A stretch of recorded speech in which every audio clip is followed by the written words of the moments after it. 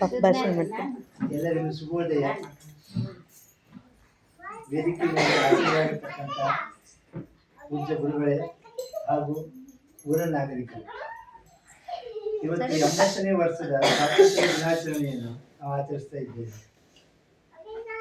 ನಮ್ಮ ದೇಶ ಭಾರತದ ಅತಿ ವೇಗದಲ್ಲಿ ಸಾಗುತ್ತಿರುವಂತ ಒಂದು ವಿಶ್ವದಲ್ಲೇ ಅತಿ ವೇಗದಲ್ಲಿ ಸಾಗುತ್ತಿರುವಂತಹ ದೇಶ ನಮ್ಮ ಭಾರತ.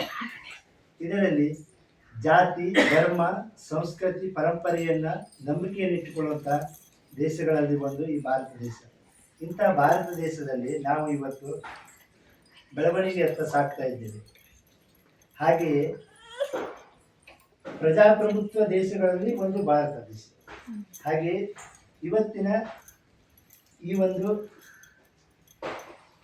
ಆಗಸ್ಟ್ 15 ಸ್ವಾತಂತ್ರ್ಯೋತ್ಸವವನ್ನು ಆಚರಿಸೋಕ್ಕೆ ಕಾರಣ ಏನು ಎನ್ನುವುದರ ಬಗ್ಗೆ ನಾವು ತಿಳ್ಕೊಳ್ಬೇಕು.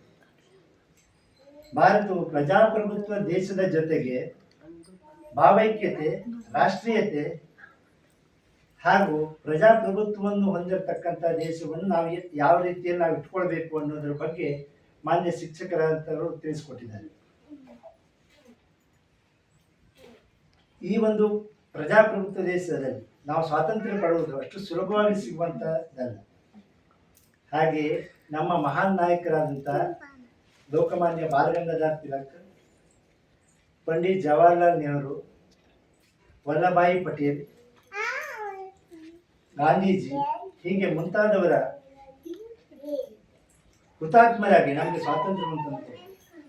ಇಂಥ ಮಹಾನ್ ನಾಯಕರ ನೆನಪನ್ನು ನಾವು ಇಟ್ಟುಕೊಳ್ಳುವಂಥದ್ದು ನಮ್ಮೆಲ್ಲರ ಕರ್ತವ್ಯ, ಆದ್ಯ ಕರ್ತವ್ಯ. ಇವತ್ತು ಆಗಸ್ಟ್ 15 ಸ್ವಾತಂತ್ರ್ಯೋತ್ಸವ ದಿನಾಚರಣೆ ಅನ್ನುವಂಥದ್ದನ್ನು ಎಲ್ಲ ಕಡೆಗೆ ಈಗಿನ ಮಕ್ಕಳಿಗೆ ತಿಳಿಸಿ ಹೇಳುವಂಥದ್ದು ಗುರುಗಳ ಆದ್ಯ ಕರ್ತವ್ಯವಾಗಿರ್ತದೆ. ಅಂತ ಒಂದು ಕರ್ತವ್ಯ ನಿಷ್ಠೆಯನ್ನು ಇವತ್ತು ನಮ್ಮ ಶಾಲೆಯ ಶಿಕ್ಷಕರು ಮಾಡ್ತಾ ಇದ್ದಾರೆ. ಈ ಗುರುಗಳ ಮುಂದೆ ಮತ್ತೆ ಏನಿಲ್ಲ.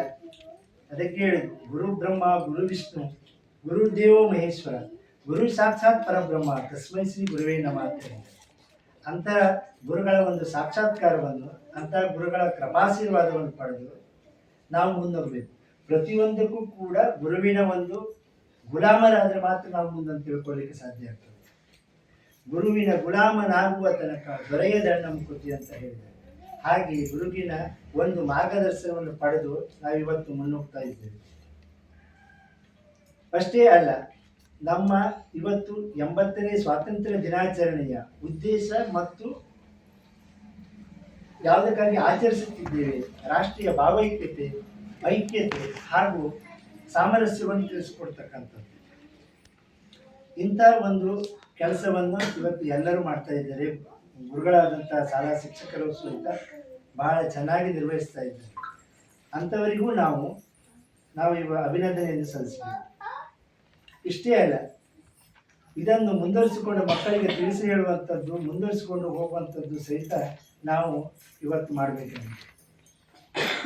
ಇಷ್ಟು ಹೇಳ್ತಾ ನಾನು ಮಾತನಾಡಲು ಅವಕಾಶ ಕೊಟ್ಟಂಥ ಶಾಲಾ ಶಿಕ್ಷಕ ವರ್ಗದವರಿಗೂ ಹಾಗೂ STMCಯ ಅಧ್ಯಕ್ಷರಿಗೂ, STMCಯ ಉಪಾಧ್ಯಕ್ಷರಿಗೂ ಹಾಗೂ ಶಾಲಾ ಕಮಿಟಿ ಎಲ್ಲ ಸದಸ್ಯರಿಗೂ, ಊರ ನಾಗರಿಕರಿಗೂ ಅಭಿನಂದನೆ ಸಲ್ಲಿಸ್ತಾ ನನಗೆ ಮಾತನಾಡಲು ಅವಕಾಶ ಕೊಟ್ಟಂತೆ ಎಲ್ಲರಿಗೂ ಅಭಿನಂದಿಸ್ತಾ ನನ್ನ 2 ಭಾಷಣ ಮುಗಿಸ್ತೀನಿ.